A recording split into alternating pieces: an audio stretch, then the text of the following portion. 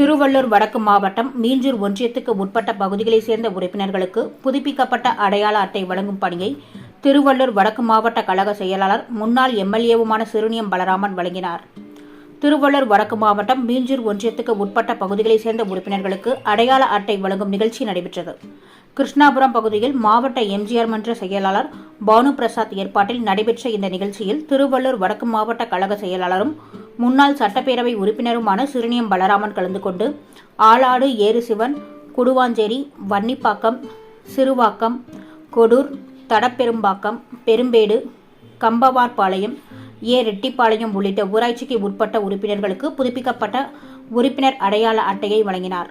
முன்னாள் சட்டமன்ற உறுப்பினர் பொன் ராஜா, மீஞ்சூர் ஒன்றிய செயலாளர் முத்துக்குமார் உள்ளிட்ட கழக நிர்வாகிகள் பலர் உடனிருந்தனர்.